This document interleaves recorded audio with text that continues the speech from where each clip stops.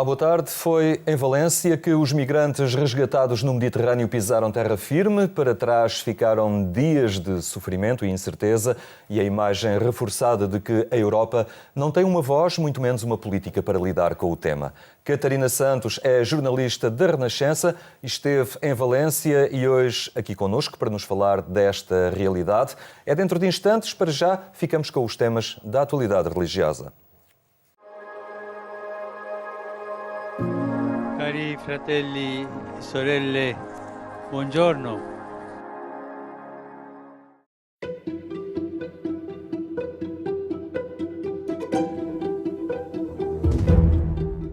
O Papa Francisco associou-se à celebração do Dia Mundial do Refugiado para chamar a atenção da comunidade internacional para o drama vivido, muitas vezes com grande sofrimento, por homens e mulheres obrigados a fugir da sua terra.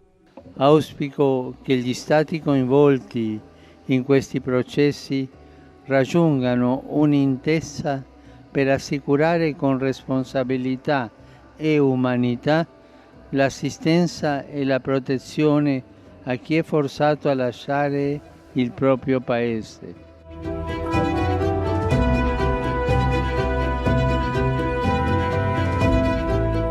No Vaticano, Francisco reuniu-se com uma delegação do Fórum das Associações Familiares, a quem deixou um discurso emocionado.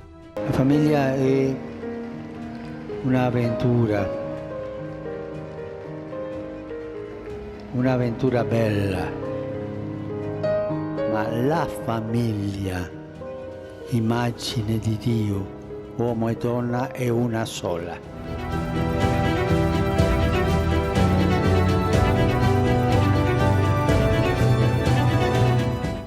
A Santa Sé publicou esta semana o documento de trabalho da próxima Assembleia do Sínodo dos Bispos dedicado aos jovens, na qual se defende uma prioridade no debate a temas como o desemprego, as redes sociais, a pobreza ou a educação.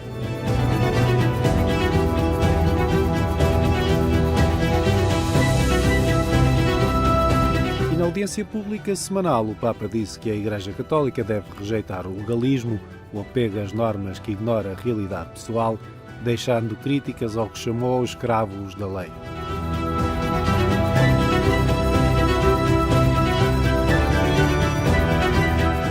Hoje o Papa realiza uma peregrinação ecuménica a Genebra pelos 70 anos do Conselho Mundial das Igrejas. E non dimenticatevi di pregare per me. Arrivederci.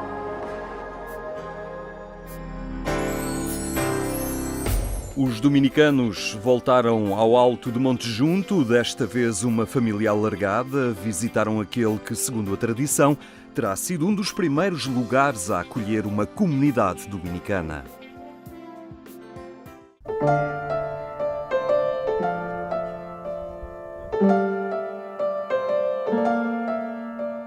Estas paredes são o testemunho de uma presença histórica de uma das ordens religiosas mais relevantes. Terá aqui habitado uma das primeiras comunidades dominicanas no nosso país. Foi para recordar esse período da história que os dominicanos, com uma família alargada, visitaram este lugar em busca de memórias, mas também do que se pede à ordem no presente. Porque diz Humberto Romans que foi a primeira vez na história da vida religiosa que se ligou estudo e pregação. E eu creio que todas as vezes na história de 800 anos em que o estudo é que preparava a pregação dentro da oração, claro, foram momentos extraordinários.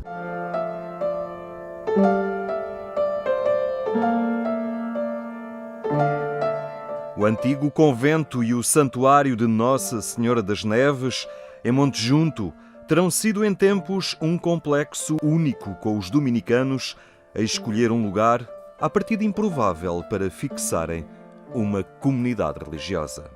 Pensa-se que este terá sido o primeiro local de implantação dos dominicanos em Portugal, mas é pouco provável que assim tenha sido. É provável que eles tenham tido uma ligação com Alenquer, é sem dúvida um local em que pelo qual eles terão passado, mas é difícil de admitir que tenha sido o primeiro local onde se tenham implantado em Portugal. Isso aconteceu de facto em Santarém, foi a primeira casa, o primeiro convento que os dominicanos tiveram. Depois tiveram também uma outra casa, estiveram associados às Celas, que é um convento sobre o qual existe também uma certa polémica historiográfica ainda, e depois então Lisboa.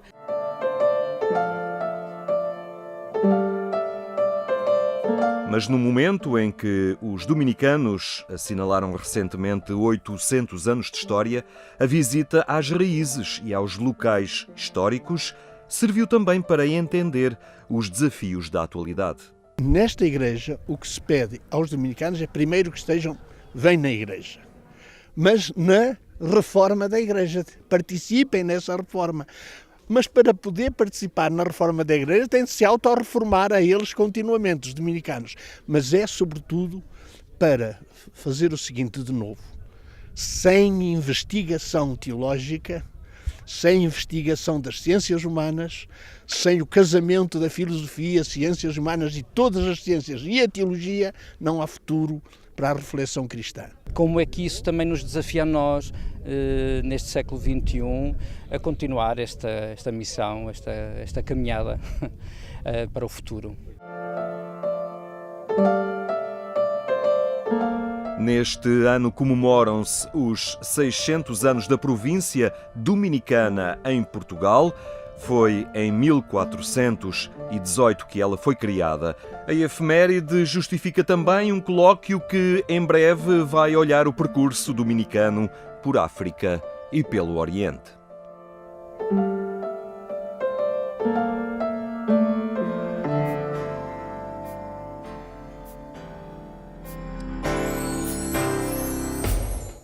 Dominicanos, Arte e Arquitetura Portuguesa, uma exposição que recorda o contributo da Ordem na renovação da arte sacra e arquitetura religiosa no século XX.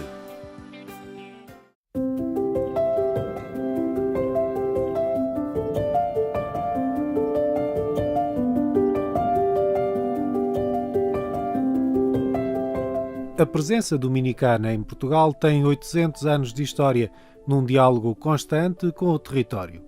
O Centro de Estudos de História Religiosa da Universidade Católica e o Instituto São Tomás de Aquino promoveram uma exposição sobre arte e arquitetura que releva o contributo da encomenda dominicana na renovação da arte religiosa no século XX. O que levou então os promotores da iniciativa a querer falar de arquitetura e arte moderna neste jubileu dos dominicanos. Pelo seu papel criativo, importante na renovação da arte, aquilo que hoje em dia nos parece, se calhar, simples, óbvio, adquirido. Lembro-me da frase do Concílio Vaticano II dizer que a Igreja nunca assumiu nenhum estilo como seu, acolheu os estilos de todas as épocas.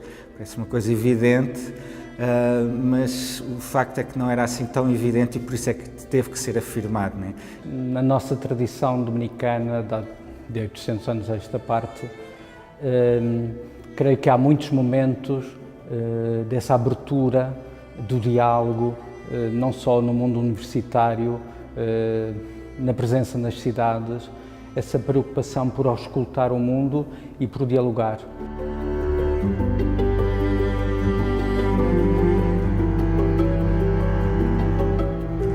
A renovação artística na segunda metade do século XX, no campo católico, deve muito ao dominicano francês Marie-Alain Couturier, responsável da revista L'Art Sacré, evocada logo à entrada da exposição. Em Portugal, a afirmação da arte e arquitetura religiosa moderna também é devedora à Ordem de São Domingos. O público ficou a conhecer os caminhos de aproximação com a arte e arquitetura moderna através de 4 obras edificadas no Porto, Fátima, Orém e Lisboa. Estas 4 pareceram-nos paradigmáticas para contar esta história deste diálogo com a modernidade, que é a frase que depois incluímos no título da exposição. Não estamos só a falar de questões litúrgicas, não só a falar de questões de arquitetura, mas também questões da própria identidade da Igreja na sua relação com a cidade, e que começam a aparecer claramente em torno da problemática da reflexão do que é que será este convento do Cristo Rei.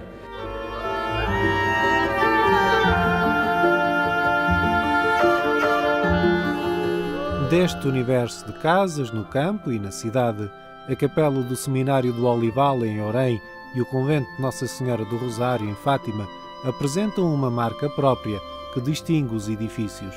Apesar de aparentemente diferentes, elas são quase obras irmãs no seu pensamento, na sua lógica, quer a forma como abordam a arquitetura, mas também a liturgia e até a relação com a arte. Tanto, e esse aspecto procurámos mostrá-lo aqui muito na exposição, através de algumas obras que normalmente estão nesses espaços litúrgicos e que nos foram emprestados, muito gentilmente emprestados para esta exposição. Portanto, a ideia da obra de arte total, tanto de um espaço litúrgico que é concebido desde o começo em unidade com os arquitetos e os artistas.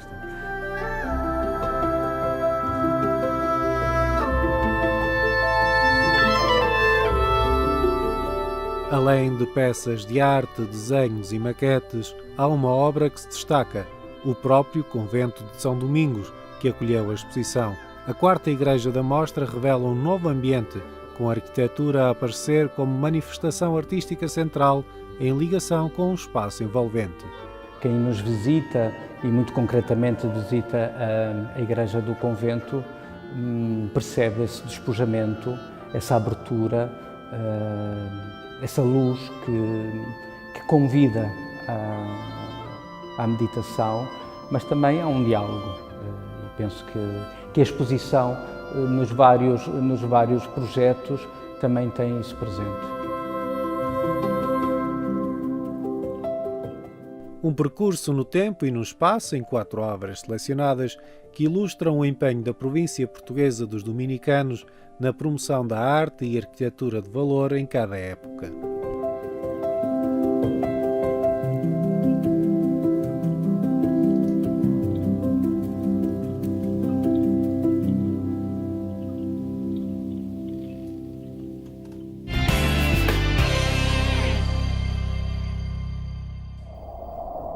Agência.eclésia.pt é este o portal onde encontra o essencial da informação na Igreja Católica. Agora, o problema dos migrantes que continuam a chegar ao sul da Europa. Catarina Santos, a jornalista da Renascença, esteve em Valência, onde aportaram as embarcações que traziam os migrantes recusados pela Itália. Boa tarde, obrigado, Catarina, por estar aqui no programa Eclésia.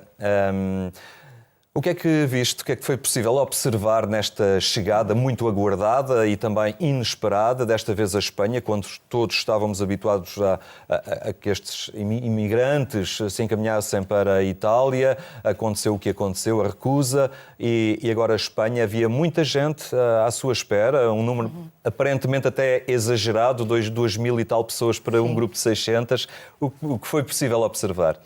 Sim, era um grupo gigante, aliás, todos os voluntários que vinham e funcionários, pessoas que trabalham no Aquários e que vinham a chegar ao Porto de Valência, disseram isso depois quando conseguimos falar com eles, que não esperavam de maneira nenhuma todo aquele aparato, ou pelo menos que fosse assim tão exagerado, sentiram-no de alguma forma dessa maneira, porque eram de facto mais de 2.300 operacionais da operação montada por Espanha, entre voluntários da Cruz Vermelha e de várias organizações, autoridades locais, eram mais de 600 jornalistas acreditados, o que dá quase um jornalista para cada um dos refugiados que vinha dentro dos barcos, e de facto foi uma operação mediática que não costuma acontecer quando há estes desembarques. Por exemplo, nesse mesmo fim de semana, no sul de Espanha, tinham chegado mais de 1.000 migrantes em várias operações de resgate enfim, não há comparação possível entre as duas situações, não é?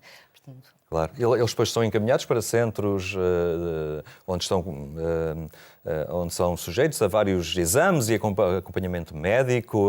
O que não se sabe ainda muito bem é o futuro destes homens, destas mulheres, também crianças. Sim, agora está tudo um pouco ainda no ar, porque, enfim, a operação acabou de acontecer, não é? Portanto, essa triagem, esse acompanhamento médico, as entrevistas, foram feitas logo ali no Porto, o que fez com que os desembarques demorassem o dia inteiro, porque eram 3 barcos os 2 italianos da Marinha Italiana que ajudaram a transportar as pessoas junto com o Aquarius. Portanto, todo esse processo foi feito logo ali no Porto e depois, no fim, foram encaminhados para vários centros na região de Valência. As pessoas estão distribuídas em vários locais.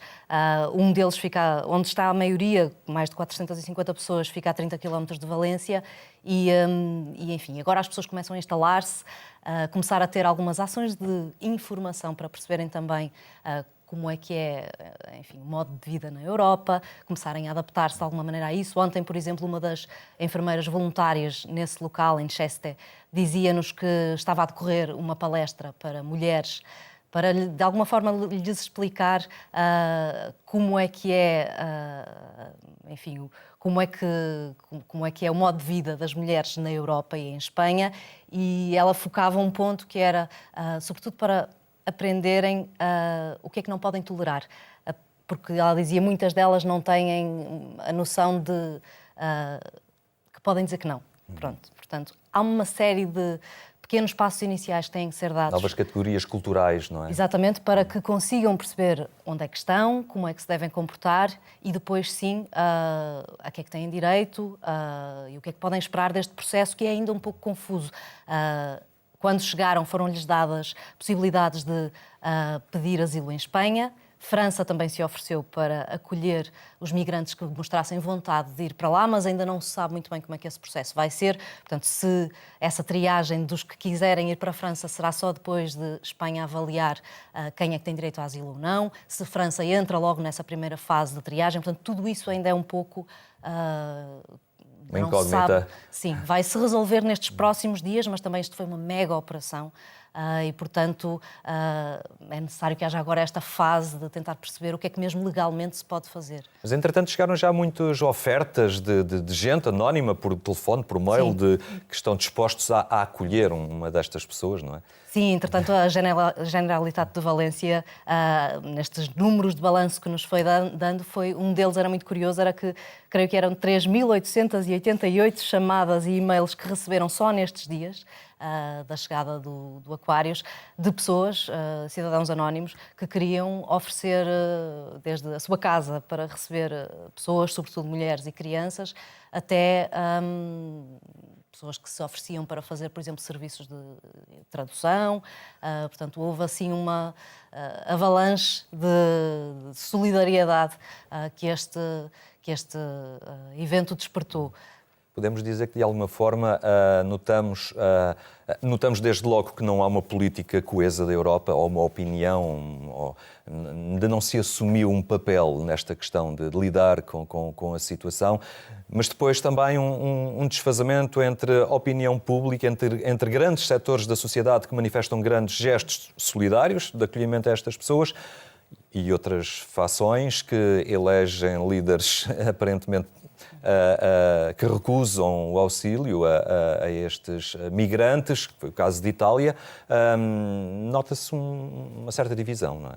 Sim, e é bastante complexo. Até essa análise, por exemplo, mesmo se olharmos para a Itália e para o facto de agora ter, de facto, um governo que une um partido populista e um partido de extrema-direita e que, portanto, toma esta atitude, mas não podemos ver isto isoladamente, porque se nos lembrarmos que desde 2014, pelo menos, Itália está a tentar dizer à Europa não podemos arcar com isto sozinho, e foi dizendo isso mesmo quando montou a Operação Mare Nostrum, durante um ano, desde 2014 a 2015, em que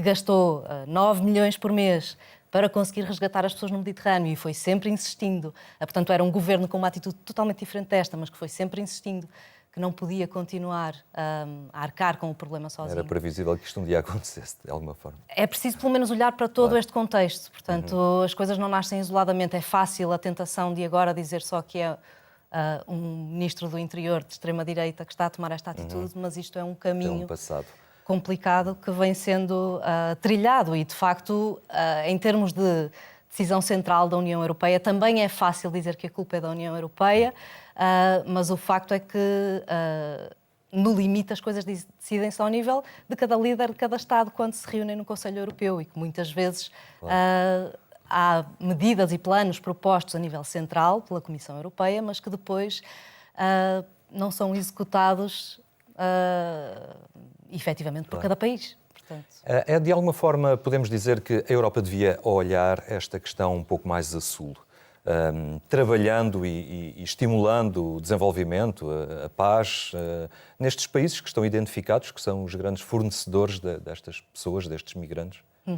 É um esforço que no último ano a Comissão Europeia foi tentando fazer, de facto, desenhar uma política para conseguir criar centros de pedidos de asilo, não é? Hotspots onde as pessoas possam pedir asilo antes de terem que fazer esta travessia. Agora, tendo em conta a complexidade da região, é algo que é difícil de instalar imediatamente.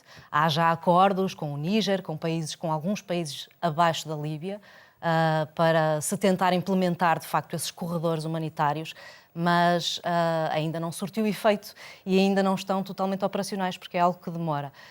Em relação à Líbia, ainda se chegou a sugerir aqui há algum tempo que se tentasse fazer uma espécie de acordo parecido com o que se fez com a Turquia na Líbia, mas o estado em que está a Líbia de desgoverno, completo neste momento, se já com a Turquia há uma série de questões que se levantam em relação a esse acordo, com a Líbia não é uma possibilidade neste momento.